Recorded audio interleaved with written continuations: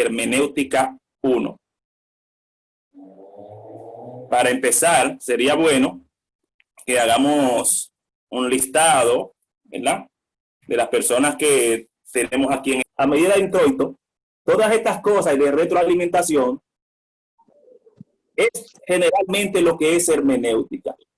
Significa que alguna cosa se vuelve comprensible o se lleva a la comprensión. Se considera que el término se deriva del dios griego Hermes. ¿Han escuchado quién es Hermes? Hermes.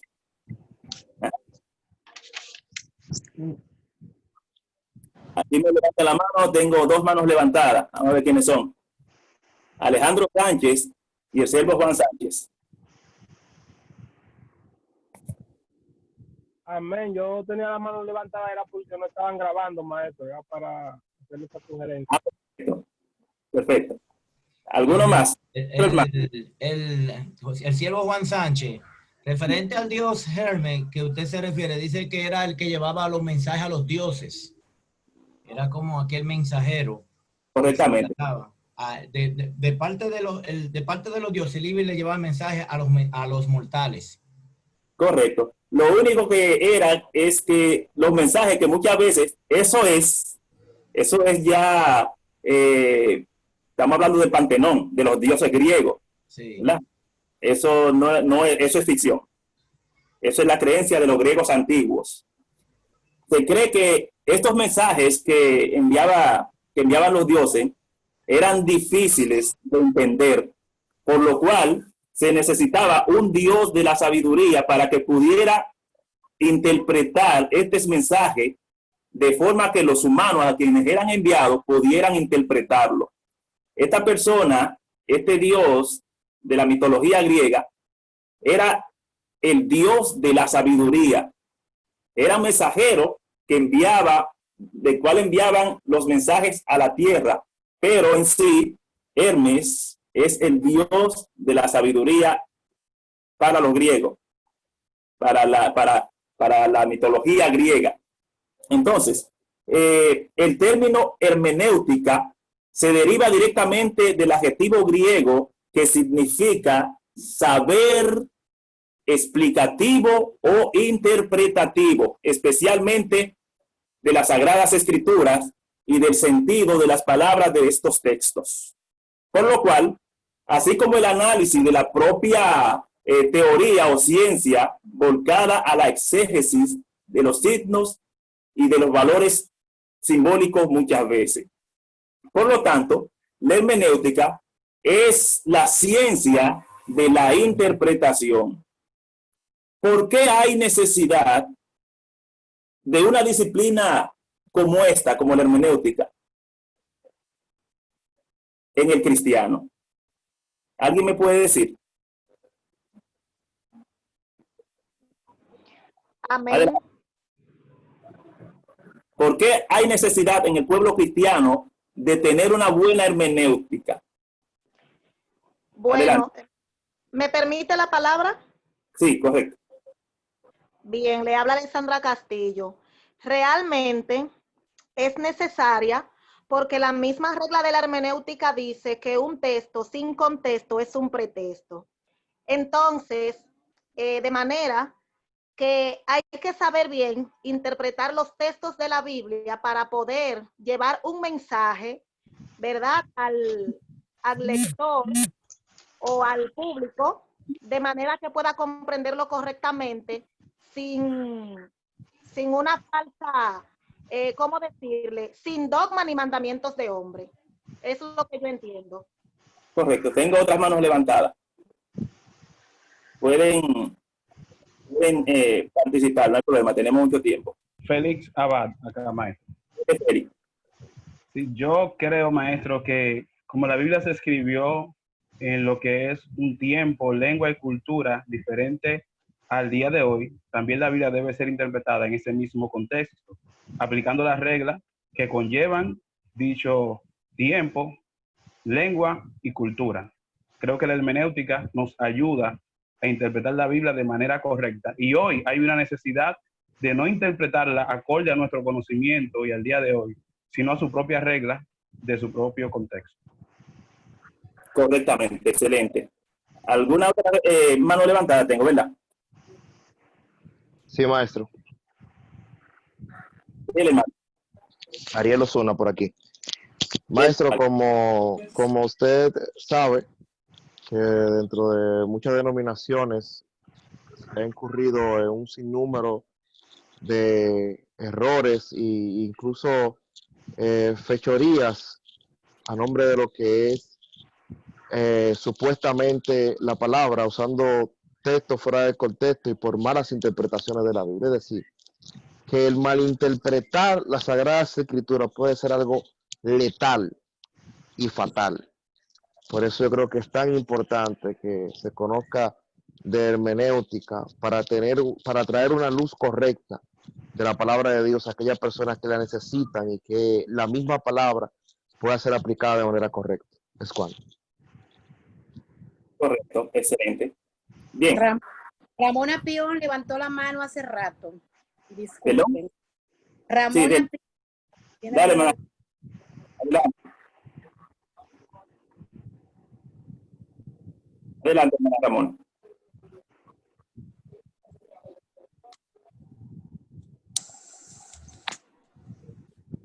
Hermana Ramona, ¿se fue ya? No se oye. ¿Me escuchan ahora? Ahora sí. Ok. Que como ya indicaba el maestro al principio y algunos de los de los compañeros de trabajo y algunos de los compañeros que hicieron su aporte, cuando hablamos de la hermenéutica hablamos del arte de interpretar, según lo define el diccionario, de interpretar los textos. Y dice la misma palabra que ella no es de interpretación privada. Cuando nosotros usamos la hermenéutica para interpretar las Sagradas Escrituras, es la forma más factible, más certera y más sensata de uno poder hacer una correcta interpretación de ella, porque la hermenéutica nos va a trazar los lineamientos de cómo nosotros hacer una correcta interpretación de los textos. Ella nos da las reglas, los lineamientos, y de esta forma pues nosotros podemos a la hora de interpretar, de hacerlo de una forma más sensata y más correcta, y que haya mucho menos error en su interpretación, o sea, que no se quede a la conjetura nuestra, sino de acuerdo a los lineamientos hermenéuticos o que no establece la hermenéutica. Muchas gracias. Fíjense, normalmente los cristianos de nuestras denominaciones no usan la hermenéutica en ningún aspecto, porque estamos acostumbrados a dar un mensaje con un solo texto bíblico. Con un solo texto bíblico andamos la Biblia desde Génesis hasta Apocalipsis, sin hacer ningún tipo de interpretación, ningún tipo de hermenéutica, ¿verdad? Ningún tipo de exégesis. Y creemos muchas veces que estamos, como dicen por ahí, dando en el clavo en cuanto a la escritura. No es así. La hermenéutica viene a enseñarnos la necesidad de nosotros aprender, como dice la hermana, los lineamientos a considerar a la hora de tratar o de predicar la escritura. ¿Por qué? Porque la escritura fue escrita en un lenguaje fuera de nuestro tiempo, una nación diferente, una época diferente. Por lo tanto, es necesario que nosotros ubiquemos la escritura en su justa dimensión a la hora de interpretarla. ¿Por qué? Porque las complejidades del lenguaje frecuentemente conducen a dificultades a la hora de nosotros interpretar la Biblia. La hermenéutica responde a la máxima de alcanzar a comprender lo que el autor quería decir. Es más, yo me atrevo a decir que debemos, a través de la hermenéutica, comprender lo que aún el autor no podía entender. La hermenéutica, digo yo, intenta descifrar el significado detrás de la palabra. Intenta hacer una buena exégesis de la razón misma y sobre el mismo significado que la palabra dice. A veces, por ejemplo, usamos la palabra exégesis. Se usan como términos sinónimos. Parece lo mismo, pero no es lo mismo. La hermenéutica es una disciplina mucho más amplia que abarca lo que es la comunicación escrita, la comunicación verbal y la comunicación no verbal.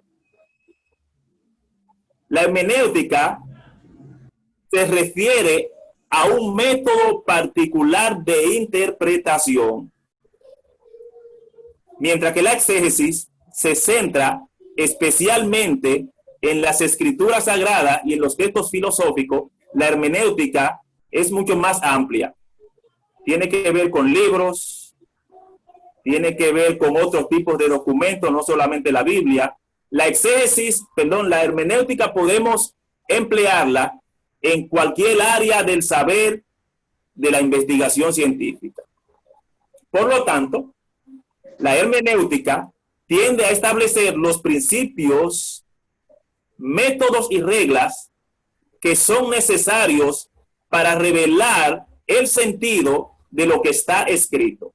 O sea, que para nosotros poder entender lo que está escrito, tenemos que hacer uso de la hermenéutica como herramienta para poder interpretar lo que verdaderamente el texto quiere decir.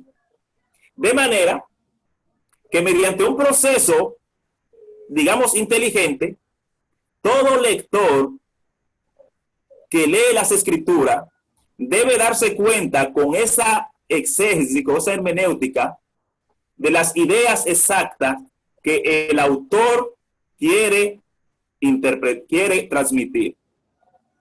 Entonces, la hermenéutica, como tal, se utiliza para interpretar cualquier texto, cualquier evento, cualquier circunstancia que implique hermenéutica. Por ejemplo, la Biblia, que es en donde más nosotros usamos la interpretación, es un libro, como dice un autor, simple, que cualquier niño la puede interpretar. ¿Qué usted cree? Pero dice también que es tan difícil que ni las mentes más brillantes son confundidas fácilmente y quedan sin respuesta. Entonces, nuestra comprensión de las escrituras dependerá en gran manera de nuestro conocimiento del texto y de las escrituras y cómo las escrituras, tomaron forma. Es decir, no podemos nosotros hacer una exégesis bien concienzuda de un texto que nosotros no conocemos.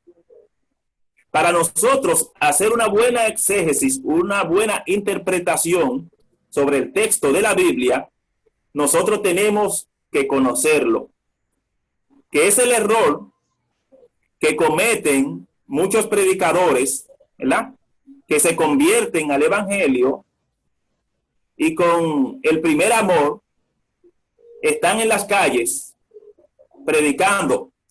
No está malo su entusiasmo, está bien, pero no es la forma correcta. Lo primero que tiene que hacer una persona es conocer, manejar el texto para poder bien utilizarlos.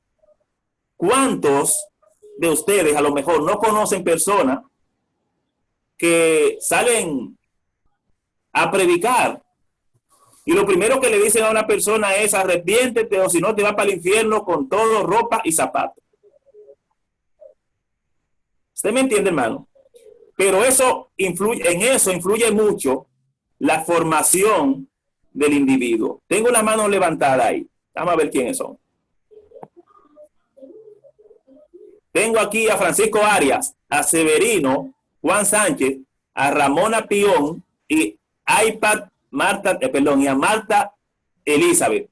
En ese orden pueden ir participando. Dios le bendiga, maestro. Por aquí, Francisco Arias. Amén. Entendiendo que para nosotros poder hacer una buena exégesis, debemos de utilizar las herramientas que la hermenéutica nos ofrece. Es tanta la necesidad en este tiempo de poder comprender y saber usar la hermenéutica por la siguiente razón. Porque en la mayoría de los casos, nosotros como creyentes, en vez de hacer una exégesis, lo que hacemos es una eisegesis. ¿Qué es lo contrario? Que es lo contrario.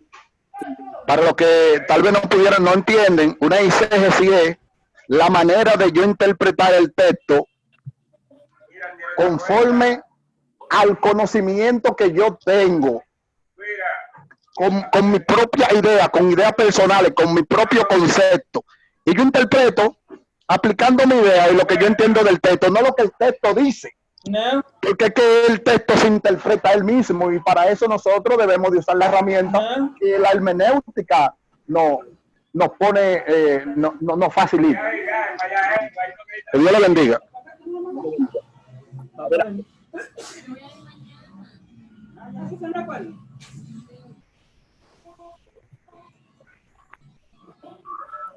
Adelante, hermano. Bueno, profe, que usted llame a la persona que le toca para que uno sepa, porque como hay tanta mano levantada, Ok. no vaya alguien a sentirse mal de que se le fue adelante, porque en sí uno quiere participar, pero es bueno que todos participemos para que todos estemos animados. Y que le demos oportunidad a todos también, que el que participó deje que el otro participe también. Eso es lo que yo iba a decir. Francisco Arias, que fue nuestro hermano que terminó, ¿verdad? El siervo Juan Sánchez. Ese soy yo, ya yo participé, sí. Otros de los que no han participado. Perfecto. Si están los que ya participan, pues yo voy a volver a participar de nuevo. No, tranquilo. Participe otro de los que no ha dicho nada. Amén. Ramona Pión. Yo tengo una inquietud, maestro, que quiero aclarar. Sí. Adelante. Tengo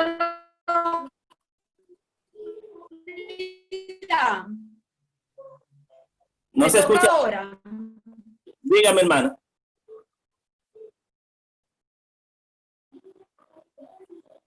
Sí, que si me toca ahora la oportunidad. Así es, dale adelante.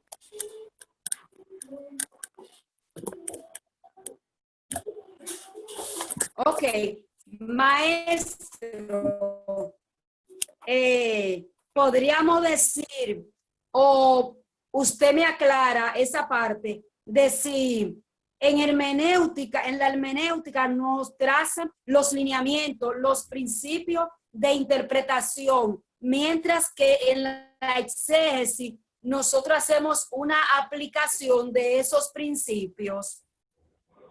Repíteme la pregunta, hermana, que me puse unos auriculares y no lo escuché bien al principio. Ok, si le decía que que si podemos decir que en la hermenéutica nosotros, tenemos los principios para la correcta interpretación bíblica, ¿verdad? Mientras que en la exégesis nosotros hacemos una Hay problema con su audio, hermana Ramona. Una aplicación de esos. Correcto. ¿Me escucha? Sí, ahora me escuchó la... Sí. Correcto, entendí bien la idea. Y es cierto. Lo que pasa es que la exégesis trata mayormente de aclarar, ¿verdad? Con un sentido, dependiendo del tipo de exégesis que se haga, más estricto. Los lineamientos lo da la hermenéutica, te da las herramientas para hacer una buena exégesis. Porque la exégesis, por ejemplo, las personas hablan mucho de exégesis y dicen, por ejemplo, hay que hacer una buena exégesis de tal texto para poder entenderlo. Ahora, muchas personas lo que no entienden es que hay varios tipos de exégesis. Cuando una persona, por ejemplo, va a tomar un libro de la Biblia y va a hacer una exégesis de él, lo primero que tiene que pensar es qué tipo de exégesis es la que se va a hacer. Por ejemplo, tomamos el libro de Primera de Juan y le vamos a hacer una exégesis. Tercera de Juan, vamos a poner por ejemplo, Tercera de Juan. Y vamos a aplicar una exégesis al libro de Tercera de Juan. ¿Cuál es el tipo de exégesis que vamos a hacerle al libro de Tercera de Juan? Por ejemplo, hay exégesis literaria, hay exégesis histórica, hay exégesis social. Vamos a identificar el libro y saber qué tipo de exégesis es que manda ese libro. Por ejemplo, el libro que le digo de Tercera de Juan trata de cosas sociales, de que hubo un problema en la iglesia, que no recibían a los cristianos, que Demetrio era un buen cristiano. Bueno, esas son las cosas que trata este libro. Para hacer una exégesis de la parte social implica, por ejemplo, muchas cosas. El tipo de sociedad, el año, la geografía del lugar, el tipo de persona, las personas, la política, cómo vivían la gente en ese tiempo, la forma en que se desarrollaba la vida social y un sinnúmero de elementos, ¿verdad?, que tiene que tomarse en cuenta a la hora de hacer una exégesis de la parte social, por ejemplo. Entonces, dígame, hermano. Perdón, maestro. Entonces podemos decir en ese sentido que la exégesis se haría dependiendo de lo que yo ando buscando, ¿verdad? Exactamente. O sea, de que yo quiero en el momento. Si yo voy a dar una clase, por decir algo, y voy a tratar un determinado libro, entonces yo le voy a dar el enfoque exegético de acuerdo a lo que yo quiero hacer en el momento, ¿verdad? Porque vamos a decir a la hora del mensaje, entonces nosotros también buscaríamos qué yo quiero para yo proyectarlo en el mensaje que yo voy a dar. Correctamente. Gracias. Porque el problema es, tengo tres manos levantadas, ahora voy. El problema es que la gente agarra un texto de la Biblia, por ejemplo, Juan 3:16, porque de tal manera amó Dios al mundo que ha dado a su Hijo unigénito para que todo aquel que en él crea no se pierda, mas tenga vida eterna. La gente toma ese texto y dice, voy a hacerle una exégesis a ese texto. Bueno, ahí lo que dice es que Dios amó al mundo, que lo quiso tanto que se desprendió de su Hijo para darle salvación a la humanidad. Ese es un exégesis que le hicieron a ese texto, pero realmente eso no es una exégesis. Eso es una explicación del texto. Una exégesis se involucran otros tipos de elementos de acuerdo al tipo de exégesis que la persona vaya a hacer. No sé si me doy a entender. Si es histórica, tiene que hablar de de la historia, del contexto. Un contexto histórico. Un contexto histórico. Yo no sé si ustedes han dado ya la parte de panorama del Antiguo Testamento y la parte de panorama del Nuevo Testamento. No sé si han dado esa parte, pero ese tipo de cosas que nosotros debemos conocer, ¿verdad? Es como el libro Usos y Costumbres en los tiempos bíblicos, cuando vamos a hablar de una exégesis histórica, ¿verdad? que vamos a ver el tiempo que vivieron, cómo vivieron, los gobernadores, los gobernantes de esa época, cuántas personas había en ese tiempo, cómo se dividían las clases sociales, todas esas cosas le da a la persona, al estudiante, ¿verdad? A la persona que está haciendo el trabajo, una idea panorámica de cómo era la vida, ¿verdad? En el contexto que la Biblia está hablando en ese momento, cuando hacemos, pero hablar y decir, porque de tal manera amó Dios al mundo, y decir esas cosas que ya hemos dicho, no es un exégesis. Un exégesis es tener una idea clara de cómo eran las cosas en el momento que la Biblia está narrando, llevarlo al ámbito, ¿verdad?, de estudio, con los pasos que amerita una buena exégesis. Tengo aquí la mano levantada de Marta Elizabeth. Dígame, mi hermana Marta. Bien, buenas tardes para todos. Bueno. Agradeciendo a los compañeros por sus explicaciones que van a secundar un poco o lo que voy a expresar, y recordar algo importante. Hermes se conoce también como Mercurio, el hijo de el dios, déjenme buscar lo que lo anoté acá. Muchos lo conocen como Mercurio, que es hijo del dios Zeus, que es el patrón de todos los dioses griegos. ¿Por qué menciono esto? Porque la Biblia, cuando fue escrita, tenía mucha influencia, cuando fue inclusive traducida, de la parte griega. Y recordemos que ellos le dieron la revelación de las escrituras, de la palabra, pero ellos escribieron cosas que ni siquiera entendían en ese tiempo, pero con las influencias literarias per se que ellos quizá poseían en su educación.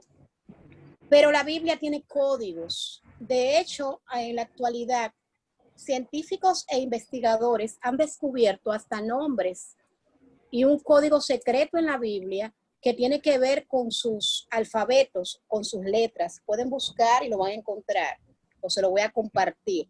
Pero no solamente eso, la Biblia per se tiene una revelación directa del Dios del Antiguo Testamento que se va a revelar o va a hacer cumplimiento de lo que esas personas que escribieron la Biblia no entendían en ese momento, porque escribieron cosas que posiblemente iban a suceder en cumplimiento en el Nuevo Testamento. Entonces, entiendo, según esta clase, que la hermenéutica nos va a llevar a poder tomar de lo que es el método de investigación científica sin perder lo que es el cristianismo o la aplicación para la interpretación de la revelación misma de Dios, porque Dios se revela a través del Espíritu Santo directamente a cada persona en cada texto.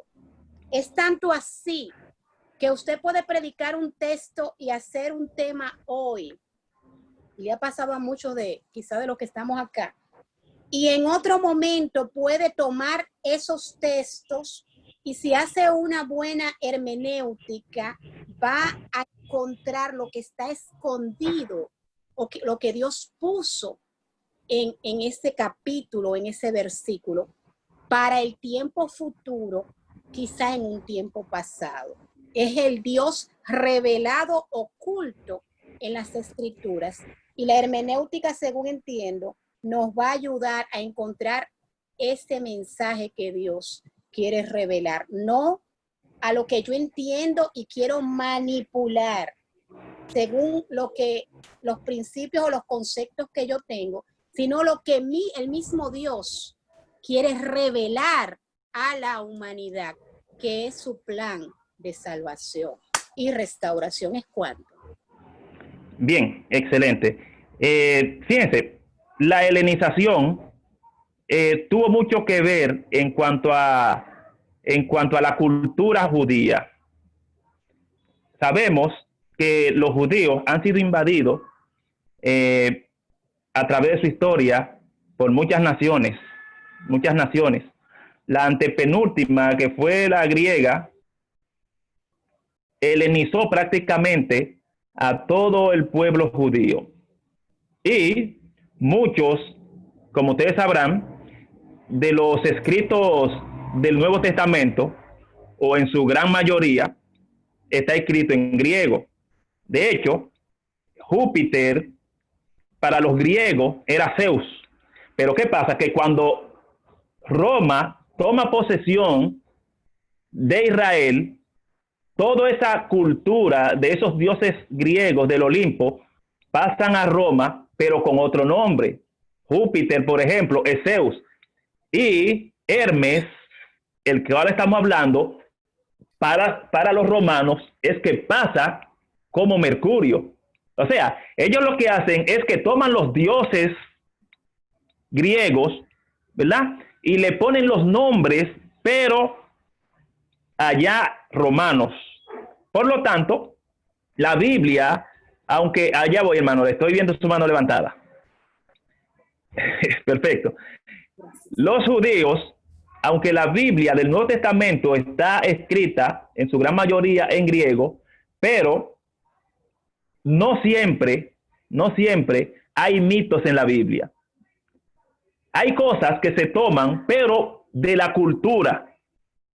De hecho, Rudolf Bultmann, no sé si ustedes han escuchado este teólogo que habla sobre los mitos de la Biblia.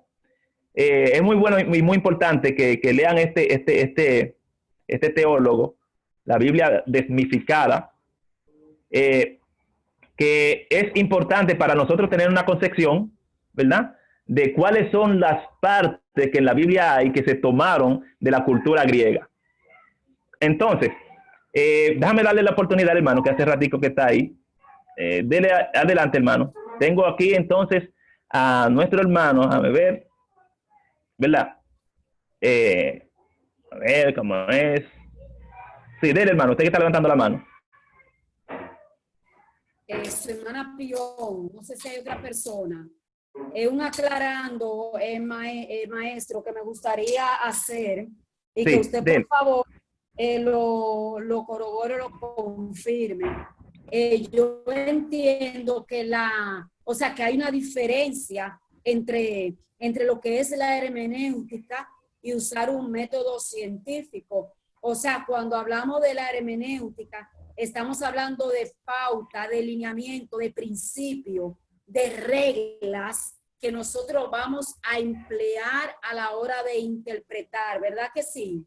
Donde está en lo correcto. Unos pasos que yo voy a seguir para yo hacer una correcta interpretación. ¿Vamos bien hasta ahí? Está correcto, hermano, está en la correcta, es así. Ok, entonces cuando hablamos de método científico, ya el método científico es otra cosa. No, no estamos no estamos hablando de... No, usted no, pero nuestra compañera, la hermana que participó hace un momento, que mencionó un poquito del método científico, es bueno, ¿verdad? Porque en hermenéutica no hablamos de método científico, hablamos de pasos, hablamos de principios para interpretar.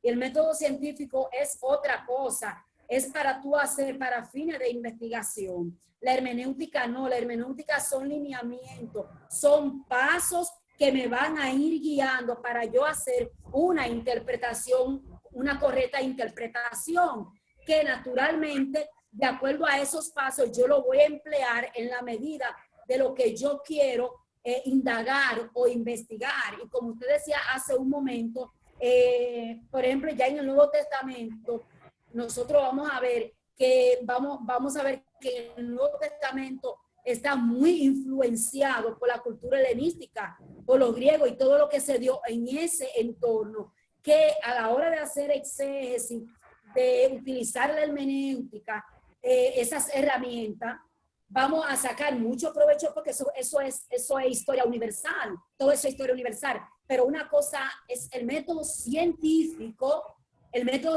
y otra cosa es la hermenéutica que nos da los pasos, los lineamientos, nos traza las pautas para per se para la correcta interpretación. ¿Estoy en lo correcto, líder? Corrijo algo, hermana.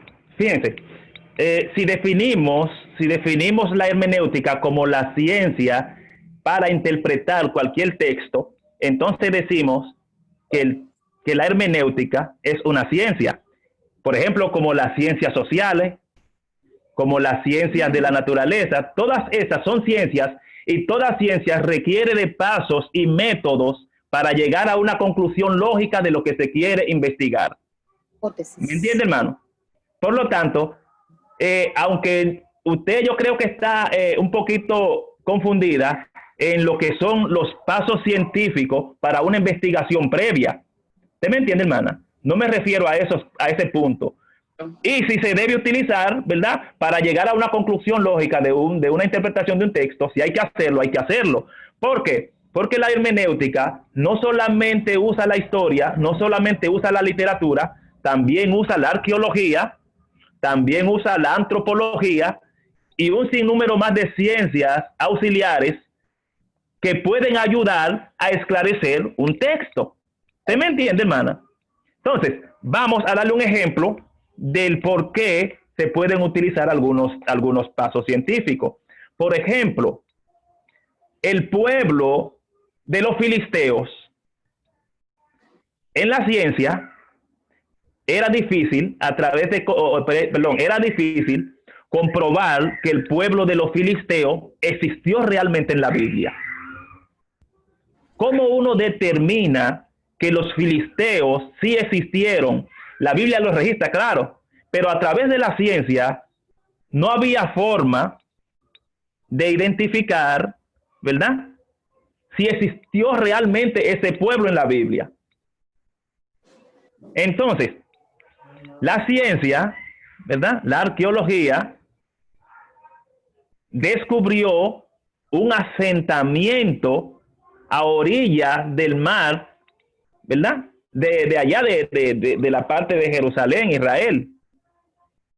Y en esos descubrimientos, tablas de arcilla, escritos, encontraron letras, encontraron fuentes que indicaban que ese era el asentamiento o el pueblo de los filisteos. ¿Cómo se descubrió eso? ¿Cómo se confirmó eso? Justamente usando la arqueología que ella misma, ¿verdad?, interpretó, que ella misma confirmó que ese pueblo sí existió, aunque antes se negaba, que era uno de los puntos más controversiales de la Biblia, que antes se negaba de que ese pueblo había existido, pero recientemente esos descubrimientos arqueológicos dieron fe y testimonio de que sí en verdad existió. ¿Me entiende, hermano? Tengo otra mano levantada. Cualquier inquietud seguimos. Ramona Pión y Félix. Sí, maestro, algo rapidito. Yo creo que es muy importante lo que usted acaba de explicar, porque hay muchas personas que cuando van a estudiar teología y hermenéutica desisten de estudiarlo por el hecho de que entienden que cuando luego van a interpretar un texto, pues tienen que auxiliarse de ciertas cosas. Hay gente que dice incluso que no necesitan eso y que lo desenfoca, pero bien, es muy importante eso que usted acaba de decir, de todas las demás ciencias que utiliza la hermenéutica para llevar lo que es la explicación correcta de un texto. ¿Por qué digo esto? Está hablando de los métodos, pero creo, y usted nos va a corregir, claro, todo lo que usted dijo es cierto, pero lo que vamos a aprender en la materia es lo que conlleva el lenguaje bíblico para la correcta interpretación como las ciencias auxiliares. Estamos hablando que aquí vamos a conocer lo que son las fábulas, los enigmas, el tipo, el símbolo, la parábola, vamos a conocer la simil, vamos a conocer lo que son los hebraísmos. ¿Por qué? Porque en la Biblia hay un sinnúmero de cosas que parecen para nosotros ser tipológicas, pero para los hebreos son ciertamente concretas. En la Biblia hay eufemismos y que si no lo entendemos, ciertamente no lo podemos interpretar. ¿Qué quiero decir? Que realmente todos los que estamos participando vamos a seguir escuchando al maestro para al final sacar las conclusiones y llevarnos un aprendizaje significativo. Que ya entendemos que todas esas reglas que quizás estamos tratando de explicar, el maestro nos las va a decir y vamos a aprender. Así que lo dejo a usted, maestro. Bien, muchas gracias. Continuamos entonces, hermano. Bien, entonces, decimos que la hermenéutica, para ya ir entrando en lo que es el calor de la hermenéutica se utiliza para interpretar textos, eventos, circunstancias o a las mismas personas. Esto implica que la hermenéutica es el arte de interpretar aquello que sea importante o necesario para una mejor comprensión. La importancia de la hermenéutica en la Biblia es realmente lo que a nosotros más nos compete.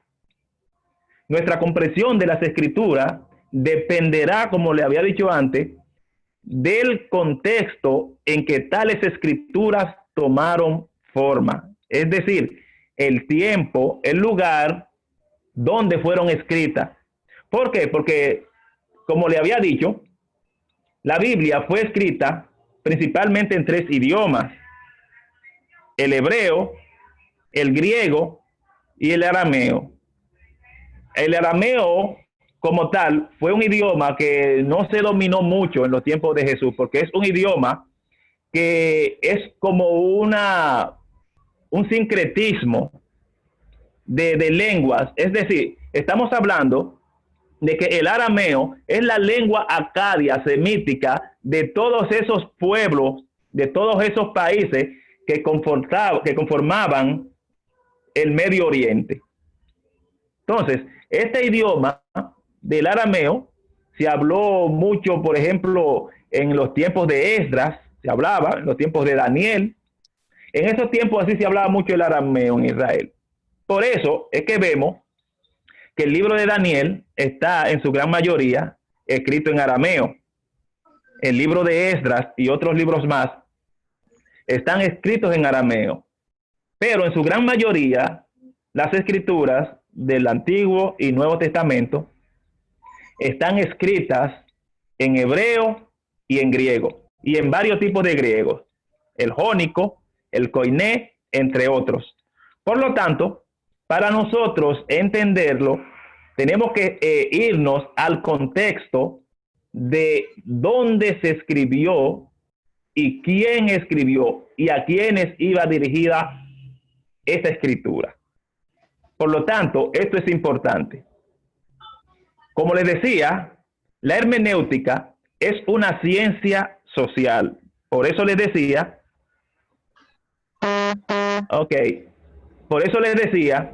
que como ciencia, nosotros también debemos tomar los parámetros que las demás ciencias utilizan para nosotros hacer buen uso de la hermenéutica.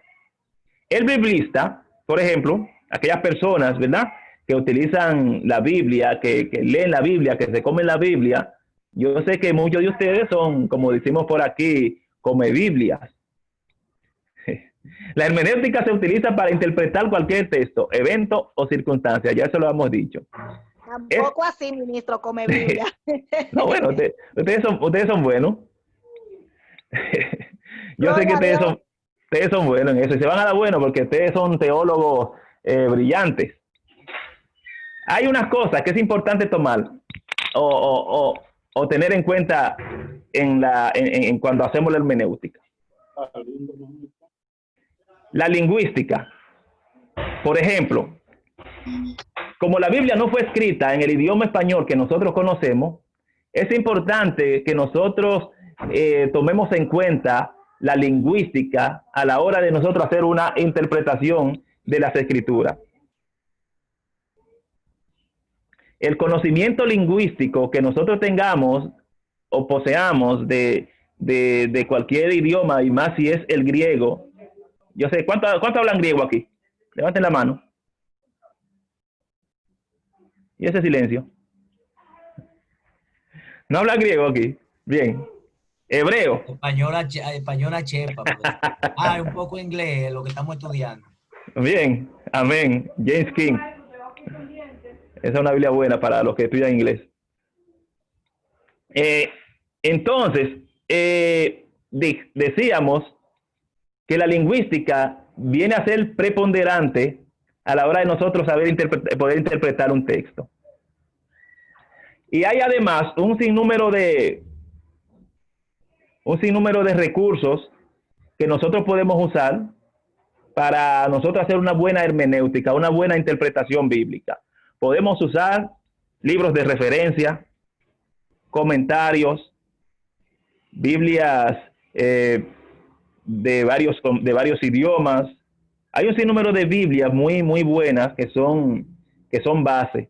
Por ejemplo, la crítica textual, la Biblia de Jerusalén es muy buena, la NASCAR, Colunga, es muy buena también.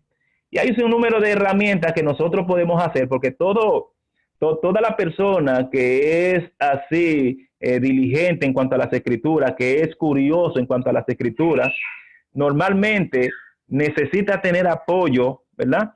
Para a la hora que necesitemos tener una comprensión más adecuada de un texto, nosotros podamos usarla. Cuando yo, a los principios, cuando yo me convertí, a mí me decían que no vaya al instituto, porque los que van al instituto, normalmente lo que hace es que se ponen más impíos de la cuenta. Eso le dicen a todos. Sí, todavía dicen eso. Ay, sí, todavía aparecen algunos que dicen así. Sí, correcto. El problema es que nosotros tenemos una cultura donde solamente moño malo, hablar en lengua, falda larga y todas esas cosas. Una persona que quiera educarse en el Señor, quiera tener una formación teológica, normalmente, yo no sé si usted se da cuenta, pero lo ven con otros ojos.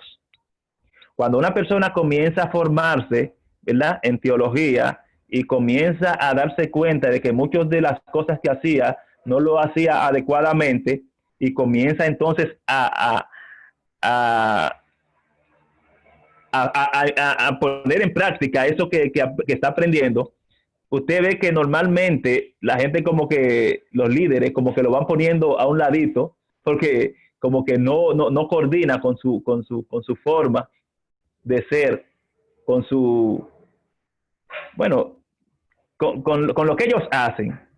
Entonces, hermano, eso es normalmente, o si no, lo ven como un cristiano frío, o si no, qué sé yo. En fin, es que lo tildan de una u otra forma. Pero, hermano, todos hemos vivido eso. Pero es importante que el cristiano se forme para poder trazar la palabra del Señor correctamente, para poder llevar el mensaje como la Biblia lo manda que se lleve. Entonces, es importante que nosotros nos formemos. Por ejemplo, por eso la lingüística, conocer la lingüística de los textos es importante. Estos recursos que ya les he mencionado, de seguro le van a facilitar la labor interpretativa de un texto. Esto no es que vamos a reemplazar el estudio apropiado de los idiomas, debido a que todo intérprete interpreta basado en su propio contexto. Porque nosotros lo que tenemos que hacer es, por ejemplo, como muchas veces hacemos, la palabra, por ejemplo, juicio. Vamos a ver qué significa juicio en el idioma original. Por ejemplo, bitmap, que es juicio, en griego, ¿verdad? ¿Qué significa? Eso es una plataforma desde donde se imparte un juicio, donde un juez se sienta para impartir un juicio. Entonces, ahí nosotros tenemos una idea clara, más concebida, de qué significa juicio en la Biblia. No es solamente, no es lo que muchas veces nosotros pensamos, va a caer juicio sobre ti, fuego y azufre. No solamente es, por ejemplo, el bitmap, los que estudian escatología, ¿verdad?, que es un evento que sucede previo, ¿verdad?, a que la iglesia sea llevada. Es un término que se usa para indicar un juicio de recompensa, no un juicio de condenación. Eso es una parte. Entonces, estudiar los idiomas bíblicos, aquellos que tienen la oportunidad de estudiar raíces hebreas, se van a dar cuenta de la importancia que es estudiar estos idiomas a la hora de leer la Biblia. Cuando uno estudia estos idiomas, uno se da cuenta de muchos errores que nosotros muchas veces cometemos a la hora de interpretar un texto. Otra cosa, aparte de la lingüística, que nosotros tenemos que tener pendiente a la hora de estudiar un texto, es la geografía del lugar. Es importante la comprensión bíblica, la comprensión geográfica del momento en que se escribió, por ejemplo, la Biblia. Por ejemplo, después poner un ejemplo que encontré muy jocoso. La palabra aguja, no sé si ustedes han leído cuando el Señor le dice que más fácil es entrar, yo sé que sí porque ustedes son teólogos, un camello por el ojo de una aguja que un rico al reino de los cielos. Eso está en Lucas 18:25. La famosa aguja más antigua de los tiempos. Correctamente, que no es una antigua, no es, perdón, una aguja, ¿verdad? Se dice que, oiga esto, que cuando se habla de una aguja, se está hablando muchas veces de puertas. Recuerden que en los tiempos bíblicos las ciudades estaban amuralladas porque frecuentemente las ciudades eran invadidas por ejércitos. Entonces, casi siempre todas las ciudades antiguas estaban rodeadas de murallas. Las puertas más pequeñas por donde pasaba una sola persona, no por donde pasaban las carrocerías, los caballos, el comercio, nada de eso. Habían otras puertas pequeñas que solamente podía entrar una persona. A esas puertas le llamaban la aguja. Otra eran las formaciones, unas formaciones rocosas que estaban en el desierto, en la parte de allá de Israel, que eran tan estrechas que solamente podía pasar un solo hombre por ese camino. O sea, era un camino y había una parte del camino que estaba entre dos montañas, pero ese camino era tan estrecho que solamente podía pasar una persona. Por eso a esas formaciones así también le llamaban agujas o ojo de aguja. Y es por eso que Jesús usa este símil, ¿verdad? Para referirse a lo que le dijo al rico. Más fácil entrar un cabello por el ojo de una aguja, que puede también significar soga, también esa es otra parte, que un rico al reino de los cielos. Entonces, cuando nosotros vemos y entendemos que cuando Jesús dice más fácil entrar por el ojo de una aguja, que no se está refiriendo a una aguja común y corriente como la que nosotros conocemos, sino más bien se está refiriendo a una parte estrecha de una formación rocosa o a una formación o a una puerta, perdón. Cuando nosotros lo comprendemos de esa forma, pues todos entendemos qué Jesús quiso dejar dicho con eso. La puerta donde pasaban los camellos, esas agujas, esas puertas que se llamaban ojos de aguja, el camello tenía que abajarse, cosa que era difícil para un camello para poder entrar. Entonces, con la geografía, nosotros podemos determinar este contexto bíblico, ¿verdad? Otra teoría es que el ojo de una aguja, esta parte, más fácil entrar el camello por el ojo de una aguja, es una mala interpretación del texto, que en vez de decir camello, decía camilos. Camilos en griego significa soga. Entonces, si tomamos también esta parte interpretativa, podemos decir que más fácil es entrar un camilos, una soga, por el ojo de una aguja, que un rico al reino de los cielos. Qué comprensible, ¿verdad? Hermana Elizabeth. No, amén, maestro. Yo iba a decir más o menos un ejemplo de lo que era el ojo de una aguja, que en Israel habían así como dos puentes que están bien cerca, y eso es lo que le llaman el ojo de una aguja, que hay muchas veces que nosotros pensamos que eso, y por ahí uno puede pasar. Pero cuando los camellos también podían pasar, como dice usted, hay una parte que tiene que bajar como la cabeza de parte de al lado, pero usualmente en Israel llevan los camellos cargados. O sea, que para pasar por ahí, si es que lo podían pasar, tenían que desmontar absolutamente toda la carga para después poderlo pasar, y tiene forma como de grietas que it's not that easy. No es tan fácil como una persona que sea un poquito no delgado, pasar por ahí. Entonces imagínense para un camello. Eso era lo que yo quería aportar. Correcto, correcto. Amén. Es decir, que para nosotros poder muchas veces interpretar un texto, ¿verdad? Debemos conocer estas partes de la hermenéutica y hacer un juicio de valor correcto. Nuestro hermano Juan Sánchez.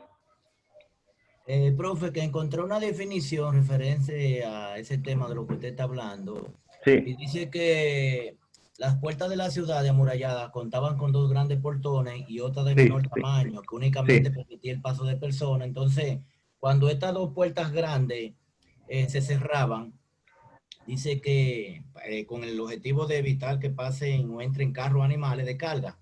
Entonces, lo que era el ojo de la aguja, por ahí era que ciertas personas se podían pasar, podían aprovechar en cuanto al ojo de la aguja, aprovechar ese pequeño paso. Correctamente. Sí, hay muchos ejemplos de esto, no es solamente eso. Así es que, ¿alguno más? Bien. Otro punto a tomar en cuenta en la hermenéutica es la historia. A pesar de que se intenta interpretar la Biblia, la cual fue dada al pueblo hebreo, o sea, estamos hablando del Antiguo Testamento, a fin de nosotros entenderla, es importante que nosotros entendamos la historia universal. Ejemplo, los hebreos fueron esclavizados por un rey que no conocía a José. ¿Cuántos conocen la historia de José? Amén, amén. Bueno, la conocen. Yo hago esta pregunta por preguntar, porque yo sé que ustedes son personas que conocen la Biblia. Dice que no conocía a José. Ahora, el que estudia las dinastías de los faraones se da cuenta que todas las dinastías, ¿verdad?, tenían escrita cada y uno de sus reyes, de sus gobernantes, en cada una de las columnas de sus templos y en sus escritos. ¿Cómo es posible que se levante este rey que no conocía a José, cuando José era el segundo después del rey? ¿Qué ustedes creen, hermanos? Levántenme la mano.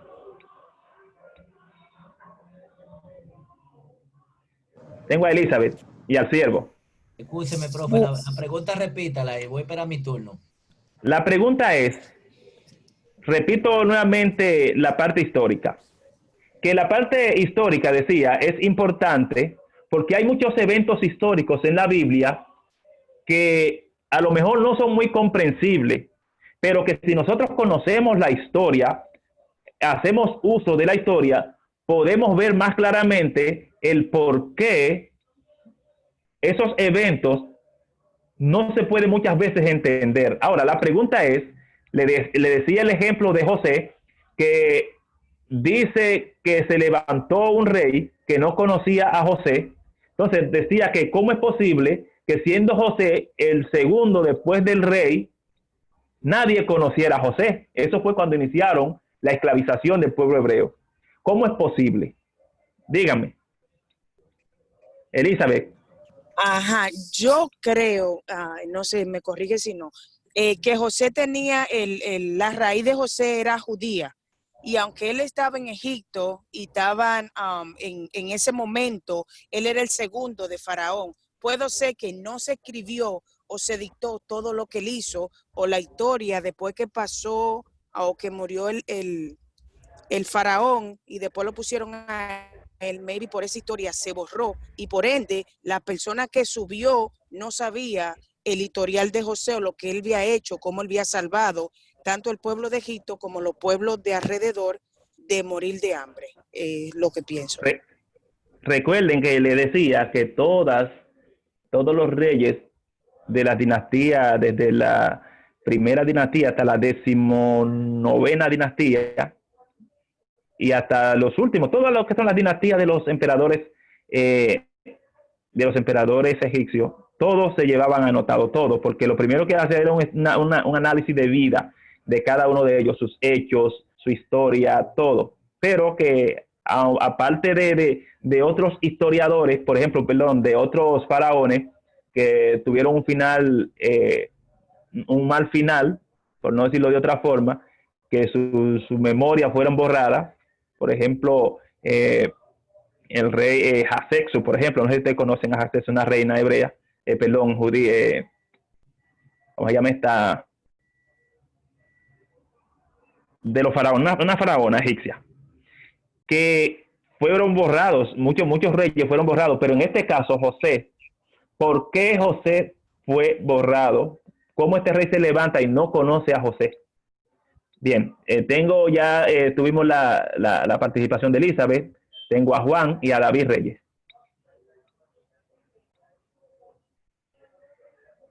Hermano Juan Sánchez. No, yo, para que usted me oriente, porque para mí, quizá el hecho de que en la Biblia escuchemos de que no conocía a José, es algo que en lo lógico uno diría, pero no puede ser posible, como usted dice, si era un alto jerarca, reconocido por su trayectoria en cuanto a salvar a la humanidad. Claro, salvió la nación de Egipto. Y al mundo, porque todas las naciones alrededor sobrevivieron gracias a la misión de él. Entonces, creo en lo poco que tengo de conocimiento, que quizás se debe a la interpretación que le dieron a ese texto. Porque en mi entender, digo, ¿cómo que no lo va a conocer si es un hombre reconocido? Quizás había hasta una estatua, una foto de él en todo ese lugar. Bien. Quizá también porque como había dividido el pueblo de Dios del pueblo egipto, recuérdense que el pueblo egipto estaba, vamos a decir, en el centro, más el pueblo de Israel se le dio un pedacito, creo que si no me recuerdo le llamaban Gosén, no recuerdo el pueblo. Quizá, sí, quizá al ellos desarrollarse y multiplicarse en esas áreas, quizá llegó un momento que, no sé, quizás José ya no siguió influyendo en lo que es el reinado y hubieron elecciones, nuevas políticas, lo dejan fuera. Le dieron un dumping. Bien, nuestro hermano David Reyes. Amén, amén, Dios les bendiga, profesor. Amén. Por la interpretación de la palabra conocer. Vemos la historia de David y la joven doncella cuando David estaba en su que tomaron una joven doncella para que lo calentara a él. Sí. En los últimos años de vejez. Pero dice la palabra que David no la conoció. Que David no intimó con ella, No se oye muy bien, hermano. David, no se oye bien, tu teléfono tiene dificultad. No se oye bien, hermano David. ¿Me puedes escuchar ahora? Ahí se escucha mejor, pero tiene como un ruidito. Claro. Pues bien, digo que cuando David, una historia de David, cuando David estaba ya anciano, dice que él estaba muriendo de frío y que buscaron una doncella para que lo calentase. Pero la primera palabra que David no la conoció a ella, quiere decir que David no intimó con ella, no tuvo intimidad con ella. Entonces podemos también pensar o decir que cuando habla de esa palabra que el faraón no conoció a José, quizás no reconoció su trabajo, quizás no le dio aceptación, quizás no le dio básicamente el trato que le dieron los anteriores, quizás no lo aceptó, como Cristo cuando vino, la palabra que a los suyos vino, para los suyos no lo recibieron. A todos los que recibieron le dio la potestad de ser llamados hijos de Dios. Entonces, podemos decir, ¿se escucha bien? No se escucha bien, hermano. ¿Se escucha bien? Tiene como un ruido. David, ¿tú tienes problemas en la bocina? Qué raro. Pues bien, voy a repetir de nuevo. ¿Me escuchan ahora?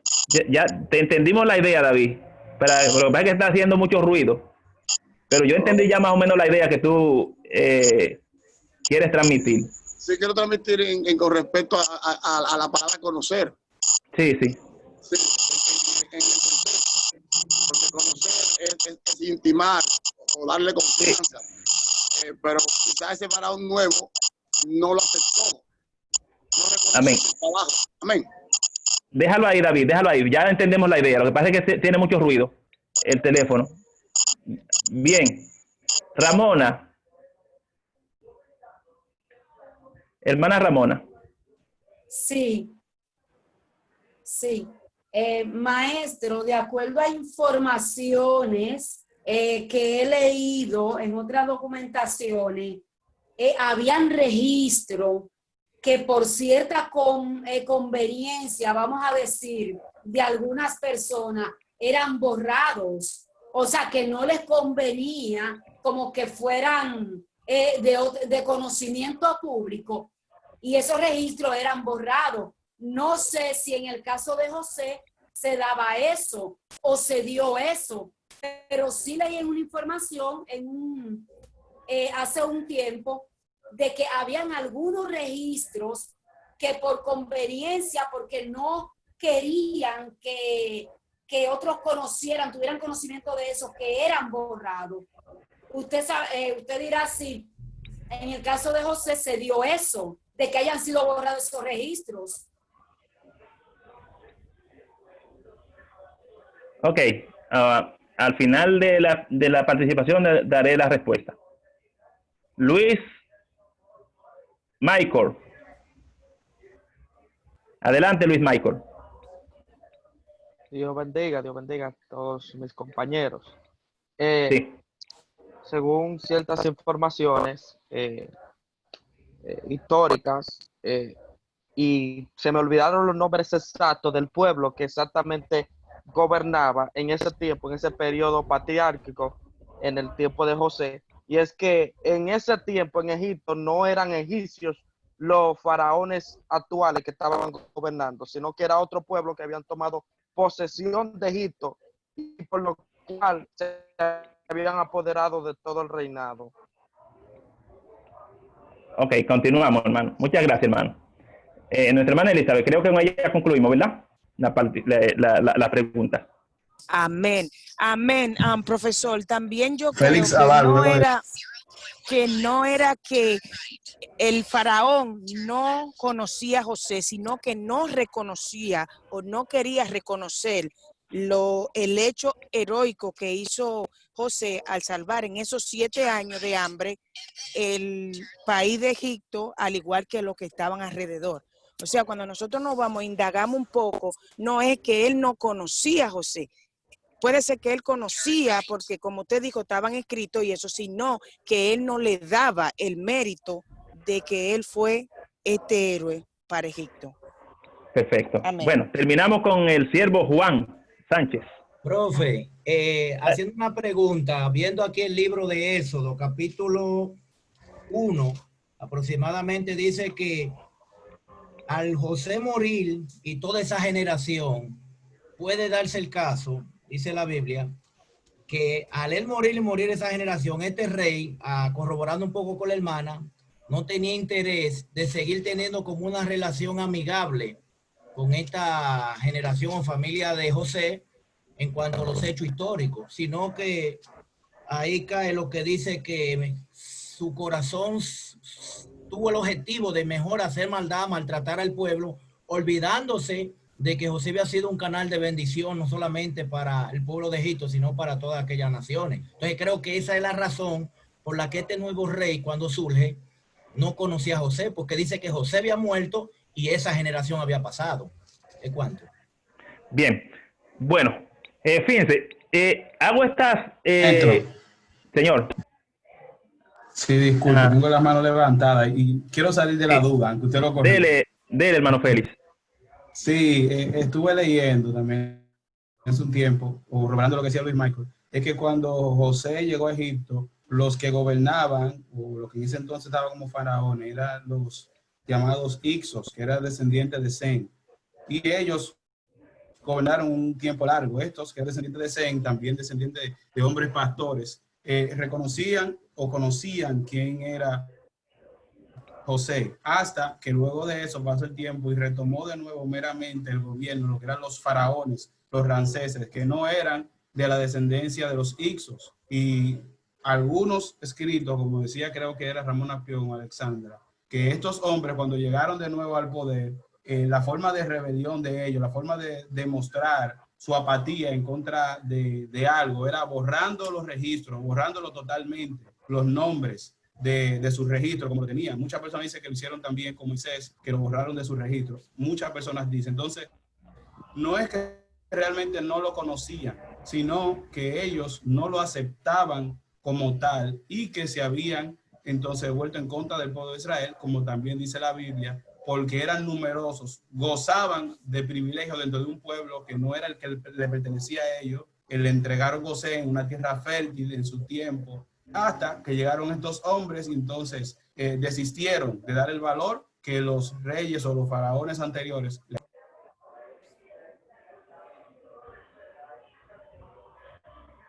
Félix Abad. Maestro, cuando pueda me da una oportunidad. Ok. Adelante. Hello, Manuel Calzado le habla.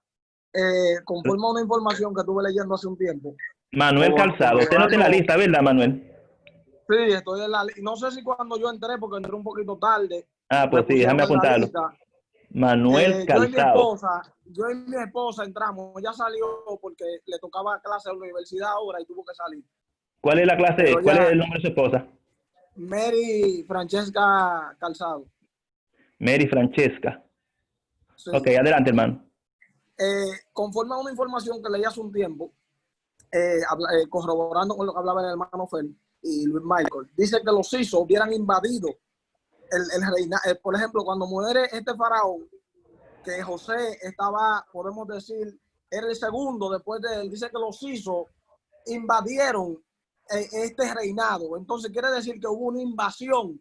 Entonces por eso aquellos que invadieron, si estoy mal, usted me corrige, dice, según la información que leí, como ellos, fue una invasión que hubo, los que tomaron el poder no conocían a José. Y por eso ellos oprimieron de la manera que oprimieron al pueblo de Israel. Si estoy mal, usted me corrige. Bien. Ya no tengo las manos levantadas, ¿verdad? ¿O sí? Profesor Leonardo. Dele, Leonardo. Esto es participativo, ¿no? Es para decir que yo entré tarde a la clase porque tuve problemas con el toque de queda. Y nada, no que voy a esperar que usted dé la respuesta correcta porque no quiero hacer una exégesis dándole mi propio significado. No. De su opinión, hermano, nos nutrimos, no se preocupe. Está bien, está bien. Bien, perfecto. Terminamos entonces con Leonardo. Vamos al punto entonces. Estamos hablando, hermano, con relación a la importancia de las herramientas indispensables para una buena hermenéutica. Estábamos en el punto de conocer la historia y pusimos este punto de José como ejemplo para que entendamos. Muy buenas aportaciones, los felicito.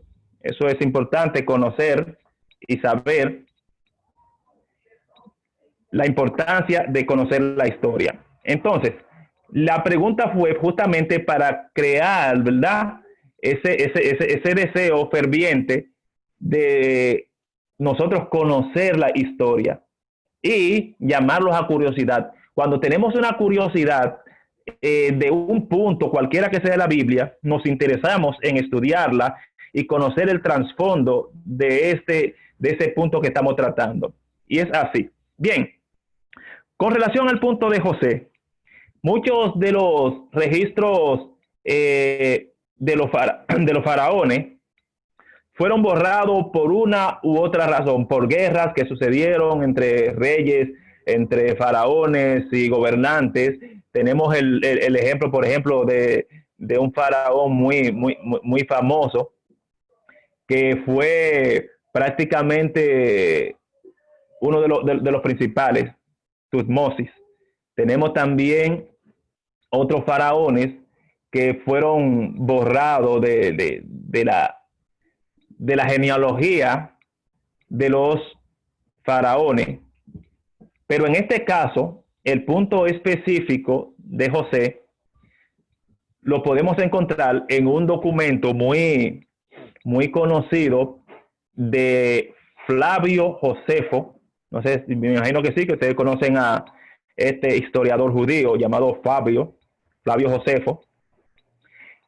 Él, en su libro Contra Apión, narra que en esos tiempos una horda de pueblos, lo que el hermano expuso ya anteriormente, que se llamaban los Ixos. Estos Ixos eran personas que se unían de diferentes pueblos e invadían otras naciones. Llegó el punto de que se hizo tan fuerte que invadió a Egipto y bajaron del trono a los faraones egipcios que comúnmente conocemos en las dinastías egipcias de los faraones. Se interrumpió el reinado faraónico y comenzaron a reinar los Ixos, que era un pueblo que no era egipcio, era un pueblo que no tenía faraón, no tenía reyes, e impartieron sus leyes, pusieron sus leyes.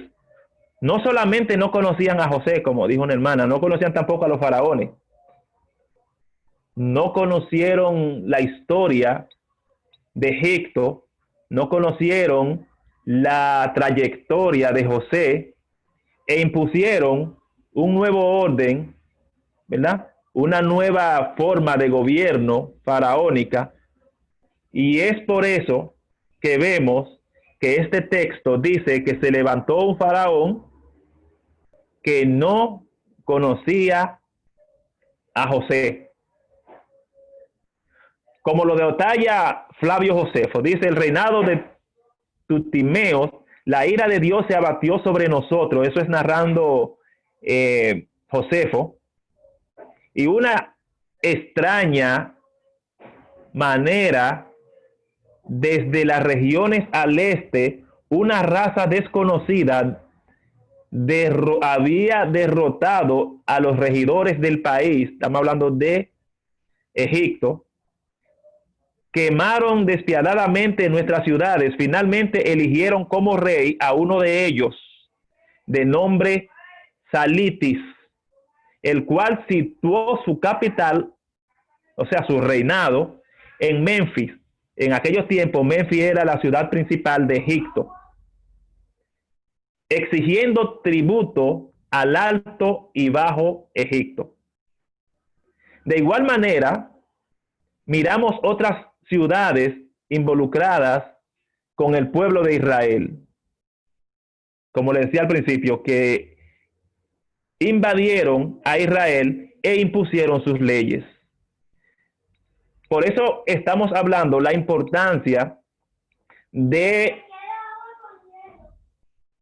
implementar algunas herramientas para nosotros tener una buena comprensión de lo que es una buena exégesis. Conocer la historia, por ejemplo, de un libro, de un texto bíblico, es sumamente importante porque le va a dar detalles que la Biblia en sí, la Biblia per se, no nos los da. Pero cuando nos encontramos con una historia que te narra un suceso específico del cual vivió Israel en ese tiempo, o el pueblo de Israel, vamos a tener una idea más clara, más concisa, de qué verdaderamente pasó en ese entonces. Bien, dígame, hermano. Esa es la parte de la historia. ¿Alguna observación?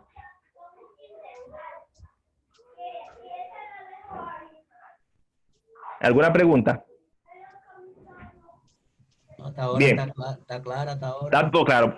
Pues ese es un vivo ejemplo, hermano, de que nosotros muchas veces tenemos que emplear las herramientas que nos facilitan ahora los tiempos modernos para nosotros conocer bien, ¿verdad?, lo que es el mundo bíblico. Otra parte de la hermenéutica que es importante es conocer la cultura. Cuando nosotros leemos, conocemos la cultura de los tiempos bíblicos, nuestra visión de lo que es la Biblia cambia de una forma extraordinaria. Por ejemplo, hay una parte en el Nuevo Testamento que se da, y muchas veces nosotros creemos, por ejemplo, que es una promesa la que hay cuando está muy lejos de eso, y es en el libro de los Hechos, cuando Pablo está preso, que tembló la tierra y se abrieron las puertas, ellos salieron, ¿verdad? Entonces, el carcelero, yo sé que ustedes lo han leído, sacó su espada y se iba a matar. Pablo desde allá le dice, no te hagas nada, porque todos estamos aquí. Entonces, el carcelero se apresura, saca a Pablo y a Silas de la cárcel y le dice, señores, ¿qué debo hacer para ser salvo?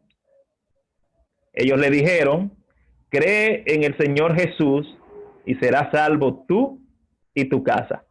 Hay muchos que creen que esta es una promesa, ¿verdad?, que tiene que cumplirse en los hijos. De hecho, hasta se predica de esta forma. Ah, ya yo creí, porque yo creí, mis hijos, mi casa, ya va a ser salvo. ¿Qué ustedes creen, hermanos? Levánteme la mano. Luis Michael por allí. Sí, dele, Michael. Totalmente de acuerdo con lo que usted dice. Mayormente he escuchado eso en muchas prédicas que he escuchado. Incluso, si no me equivoco, yo mismo personalmente llegué a decirlo cuando en un tiempo atrás, pero gracias al Eterno que con el tiempo hemos aprendido. Y sí, estoy totalmente de acuerdo de la visión que quieres enseñar. Adelante, correcto, gracias. Francisco. Sí, Francisco Arias por aquí. Dios le bendiga, profesor. Amén, hermano, igual. Ese texto donde usted acaba de trazar, que cuando el carcelero le dice a Pablo, cuando Pablo le dice que será salvo de su casa, es un asunto cultural. De hecho, cuando el apóstol Pablo envía a Timoteo a predicar de vuelta a Éfeso, porque había un problema de poligamia, que los hombres podían tener 1, 2, 3 y 4 matrimonios, por la siguiente razón. Porque, por ejemplo, Pablo le dice a Timoteo que el que quiera ejercer obispado debe de ser marido de una sola esposa. Voy a poner este ejemplo para llegar al punto que quiero llegar. Pablo le dice a Timoteo que el que quiera ejercer obispado debe de ser marido de una sola esposa. Y nosotros, hay gente que no conociendo el contexto cultural de lo que Pablo le dice a Timoteo, se entiende, se interpreta que es una persona que haya tenido un solo matrimonio. Y el contexto cultural lo que nos dice es que los hombres tenían 2, 3, 4 y 5 matrimonios. Y basado en eso, ¿por qué tenían 2, 3, 4 y 5 matrimonios? Por el tema de la poligamia. Entonces, cuando ellos se convertían, como en el Medio Oriente, había una cultura de supremacía del hombre en la mujer. Entonces, cuando el hombre se convertía al evangelio, todas sus esposas se convertían juntamente con él y sus hijos, su casa, todos se convertían por la autoridad del hombre y venían todos. Y esos hombres venían con sus 2, 3, 4 y 5 esposas y las sentaban en la iglesia. Trayendo la misma historia que usted está hablando, entiendo yo, basado en la cultura de lo que estamos hablando, era porque el hombre tenía una autoridad en cuanto a la mujer, y cuando el hombre se convertía, todos en la casa tenían que convertirse también. Que Dios le bendiga. Dios le bendiga. Ok, continuamos con Félix Abad. Sí, maestro. Sí. Siempre he dicho eso de ese texto, pero adicional a lo que usted dice de la cultura, creo que también hay, a veces incurrimos en errores a generalizar ciertas citas bíblicas que fueron para un remitente específico, ponerla de manera generalizada. Porque en este caso se le está diciendo al soldado, igual que nosotros decimos, tú eres hijo de salvación, muchas veces se escucha eso y no sé realmente de dónde proviene eso. O también cuando Jesús estuvo enseñando a los discípulos, ahora él dijo, ustedes cuando oren, oren así. Y muchas personas dicen, todos somos hijos de Dios, cuando la Biblia enseña las cualidades para una y otra cosa. El mismo Jesús señalizó a hombres crueles, fariseos, y lo tildó como hijo de Satanás. O sea que yo creo que hay, digamos así, un error de generalizar, poner remitente general a todo lo que está en la Biblia, cuando ciertamente todo lo que está en la Biblia, en su contexto original, tiene, digamos bien, un destinatario al que va dirigida cada cosa. Entonces, entiendo que ahí muchas veces incurrimos en ese error de generalizar promesas y ciertas citas bíblicas que tienen su remitente y su, digamos así, un receptor especial que fue dicho original.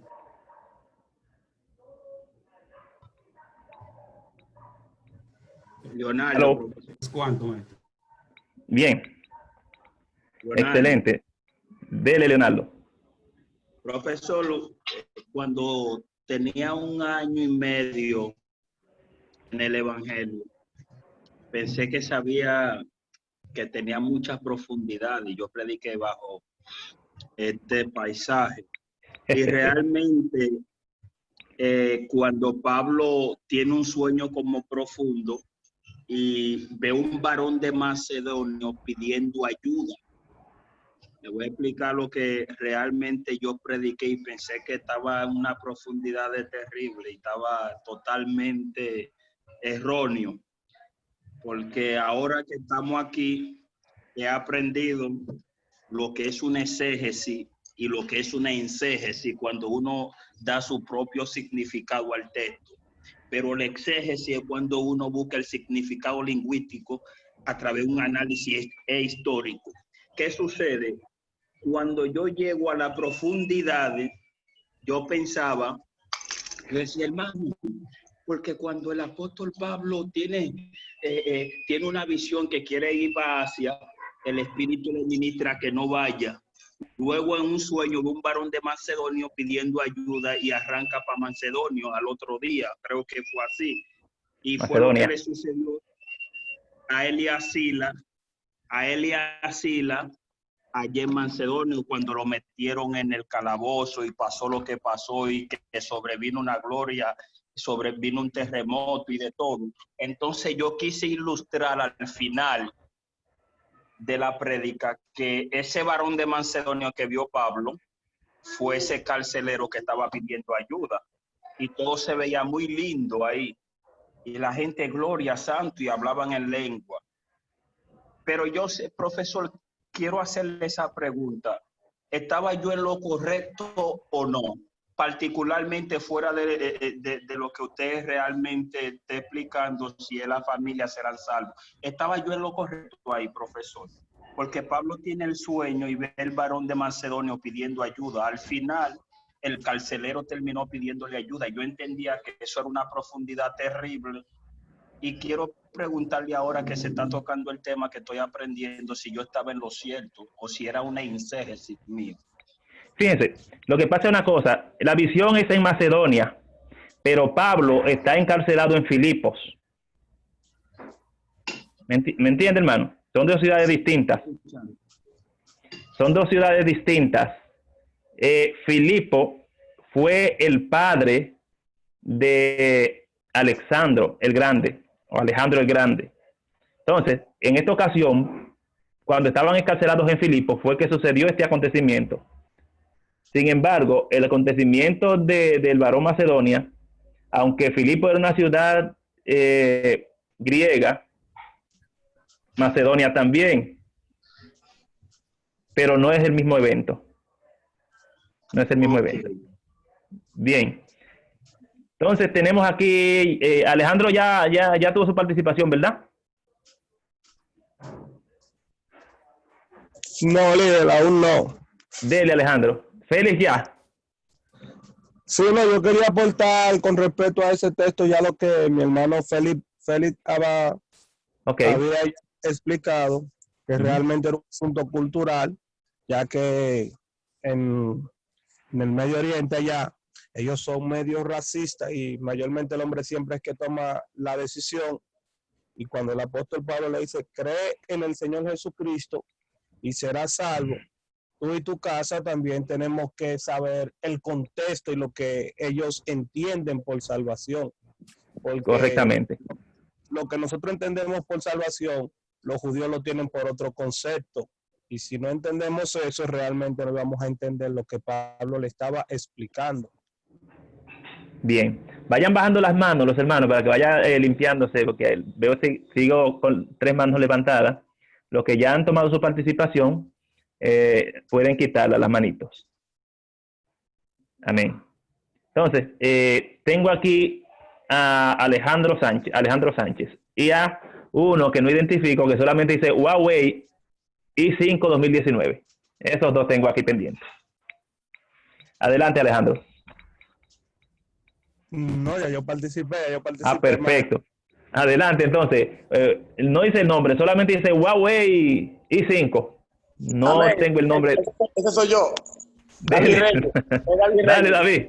Dale, hermano David. Cuando el internet me saca, entra sin el nombre mío. Amén. No se preocupe. Amén. ¿Se oye bien ahora? Sí, sí. Quise salir para que se escuche mejor. En cuanto a lo que habla usted con respecto a ese verso, tenemos que entender que hay textos que no son aplicables. Hay textos que ya tuvieron su historia. ¿Entiendes? Hay textos que fueron aplicados para X tiempo, pero ya no son aplicables en estos años que estamos viviendo acá. Hay textos en la Biblia que ya jugaron su rol. Y hay textos que son proféticos y que son aplicables ahora en la actualidad. Pero hay textos que ya cumplieron su propósito en el momento que fueron. Amén. Eso es profecía, cuando estamos hablando de profecía. Sí. Porque es que no todos los textos son proféticos. Eso es lo que digo. No todos son proféticos. Entonces, lo que quiero decir es que no todos los textos son aplicables a estos tiempos. Correcto. Hay textos que cumplieron su papel y su rol. Correctamente. Cuando Pablo habla, será salvo tú y tu casa. Esa es una promesa personal ya hacia ese soldado. No está hablando plural. Amén. Excelente, hermano. Muy bien. Pues bien, esto es importante entenderlo, hermano, porque hay personas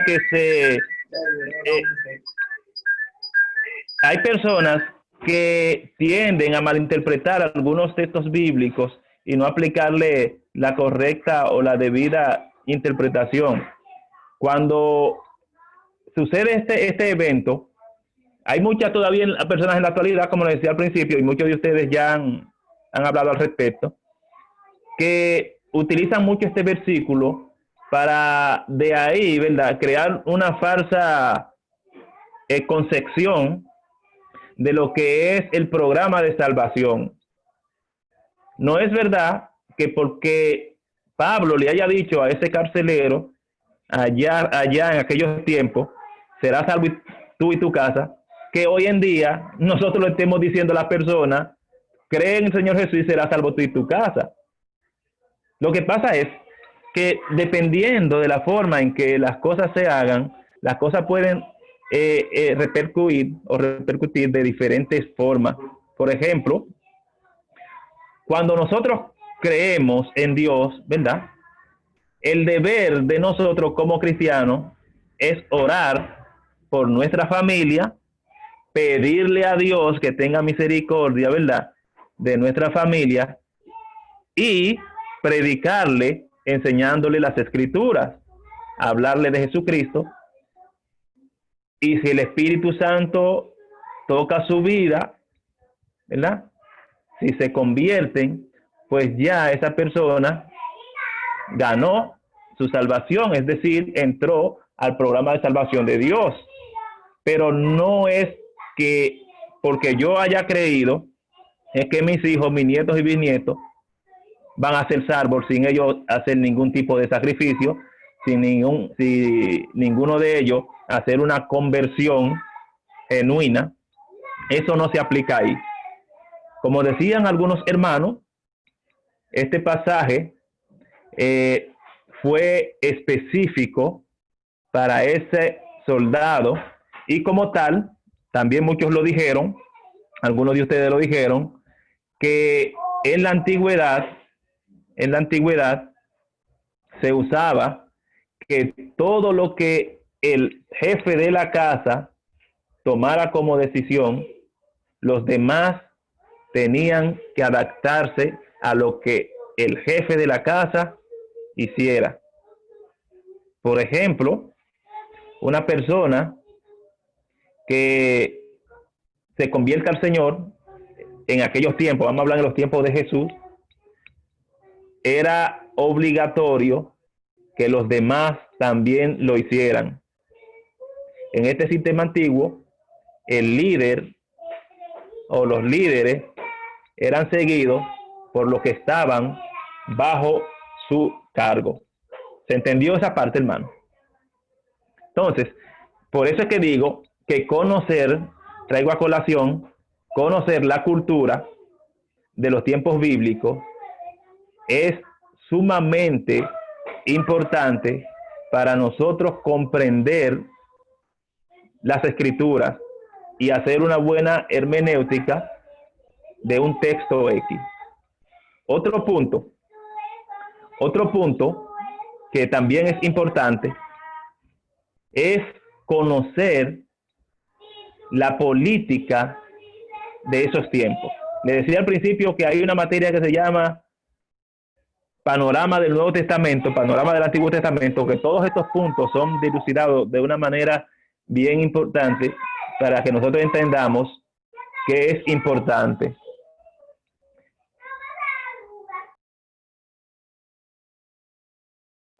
Entonces, hermano, Jesús, vamos a poner el ejemplo de Jesús en cuanto al punto de la política.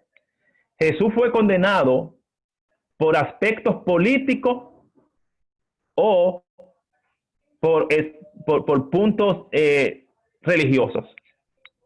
Dígame su opinión. Francisco Arias. Dele, Francisco. El argumento, ¿puedo aportar algo?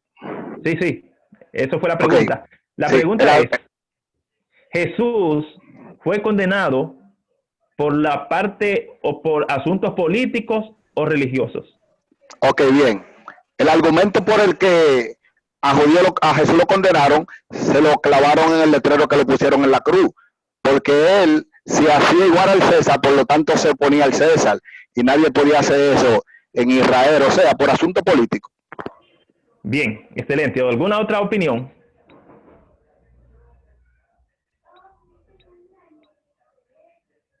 Bien. ¿Podría decir algo? Dígale, hermano.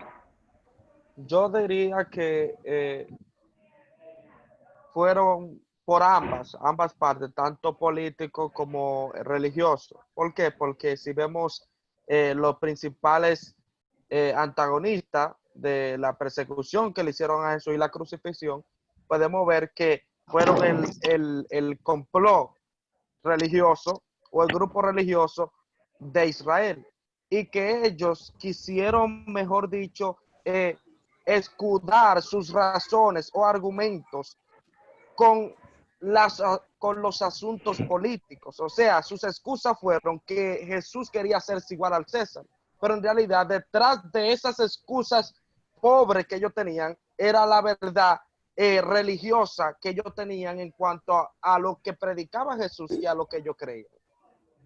Excelente, excelente. ¿Alguna otra opinión? Sí, Bien. profesor. Bien, adelante. Leonardo, profesor. Adelante, Leonardo. Yo voy con mi hermano Marco, Luis Michael. Fueron por los dos aspectos, creo. Recuérdese que tanto los fariseos y los saduceos estaban viendo desafiado su poder, y llegó un momento que Jesús la gente se iban detrás de él, y la gente tenía un disgusto tanto con los líderes políticos, porque la gente no estaba con los saduceos ni con los fariseos, porque la gente porque ellos estaban confabulados con Roma, porque le estaban cobrando un alto impuesto a la gente, y el templo de Jerusalén estaba muy corrompido y había descontento popular. Y ahí es que surge la prédica de Jesús, y la gente ve una esperanza en él y comienzan a caerle atrás. Recuérdese que Caifás mismo dijo, mira, para que perezca una nación es mejor que muera uno. O sea, también fue un aspecto político, pero también fue religioso. Entiendo.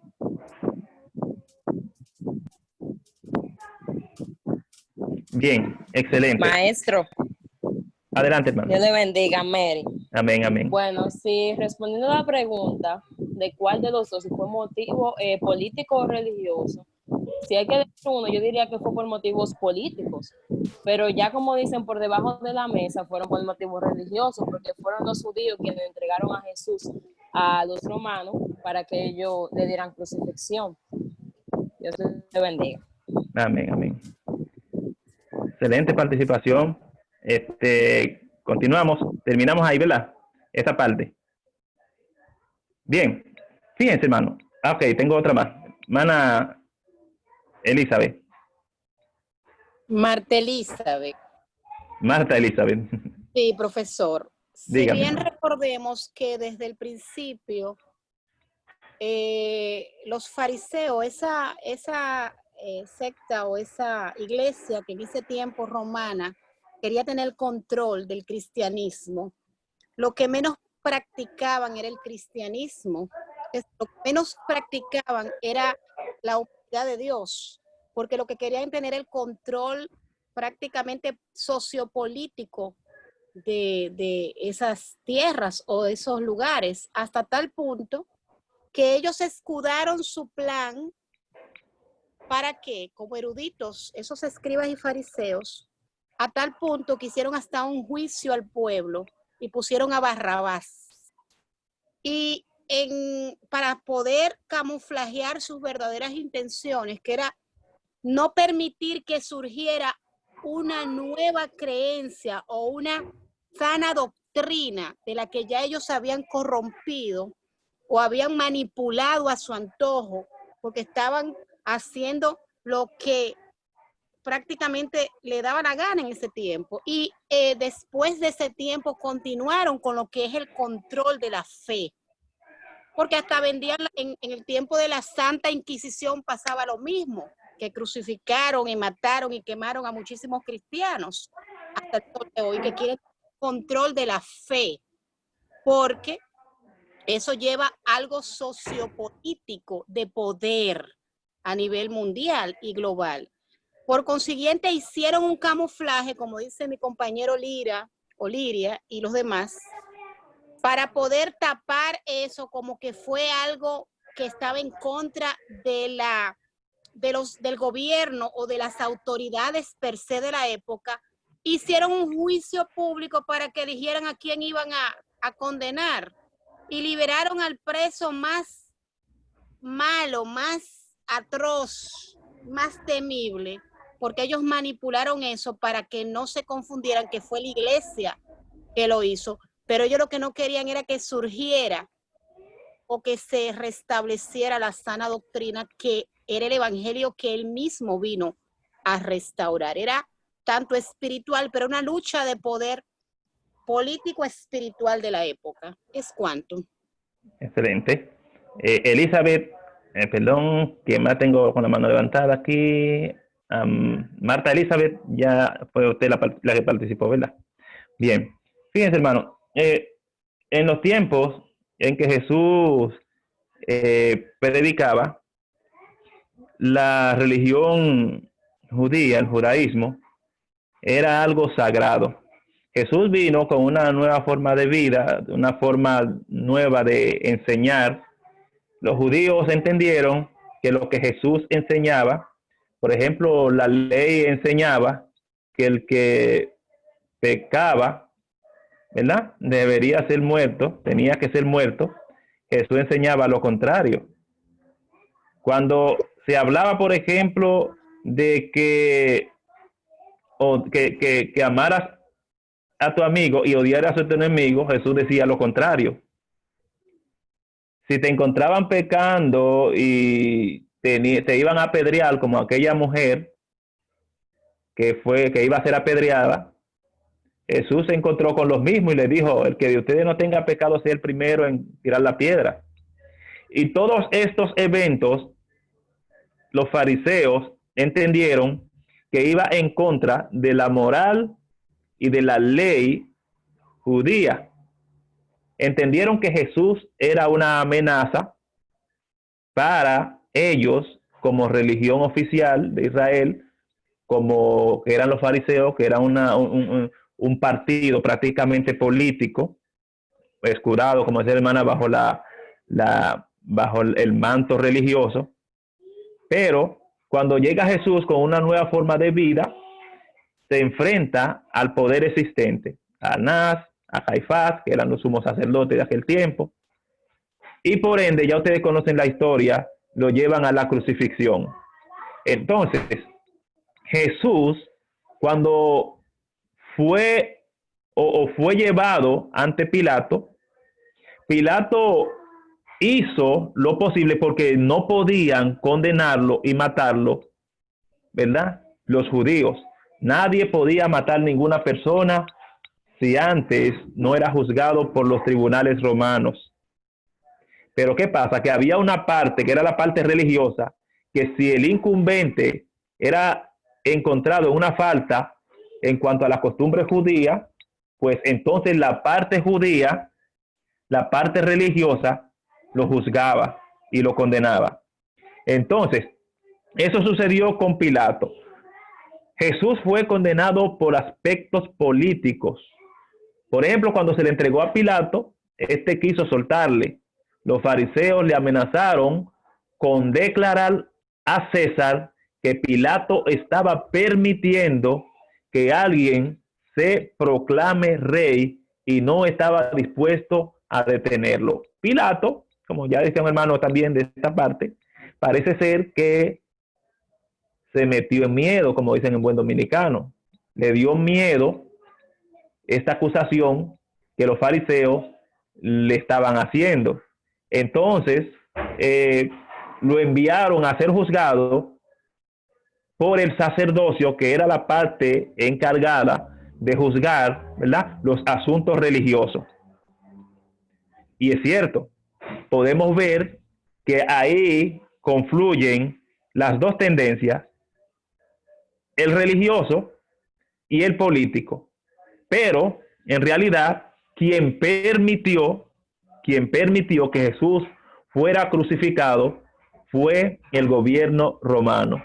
Lo que pasa es que la declinó a la parte religiosa para él desligarse y hacerlo como que fue, ¿verdad?, un juicio religioso. El Imperio Romano, una de las salvedades que había en cuanto a los tratados, de la ocupación israelí, es que ellos no se iban a meter con la parte religiosa. Por eso fue que los romanos, en vez de poner, ¿verdad?, un gobernador de su élite romano, por ejemplo, un rey de su élite, estamos hablando en este caso del rey Herodes, pusieron uno de su misma estirpe para que lidiara con ellos porque lo conocían bien. Los romanos le tenían miedo a los tumultos, a la huelga y a estas cosas que hacían la gente. Los romanos no les gustaban este tipo de cosas. Por ende, eso fue lo que pasó.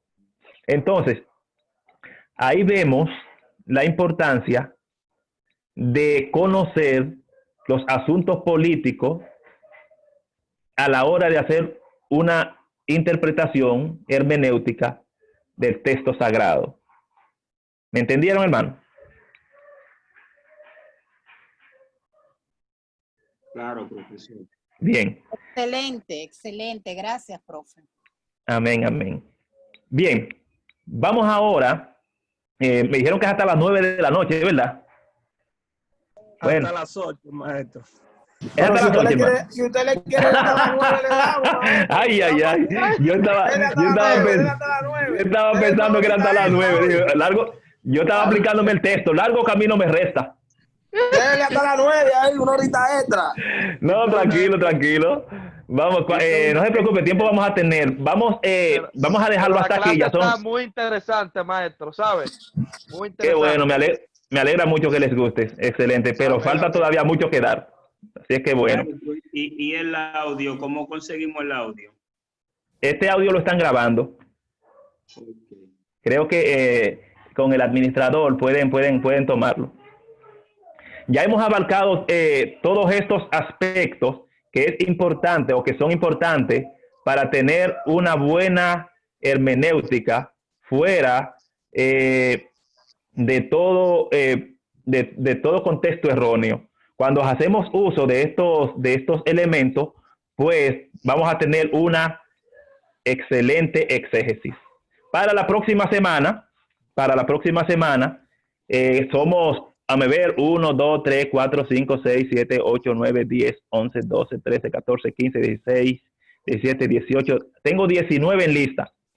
Vamos para la próxima semana a estudiar cualidades de un intérprete. Esta parte que es sumamente importante a la hora de hacer una buena exégesis. Cualidades de un intérprete. Así es que estudien esta parte. Vamos a, ya para finalizar, hacer un grupo, vamos a ver cuántos grupos, vamos a hacer 4 grupos de 5 para que ustedes expongan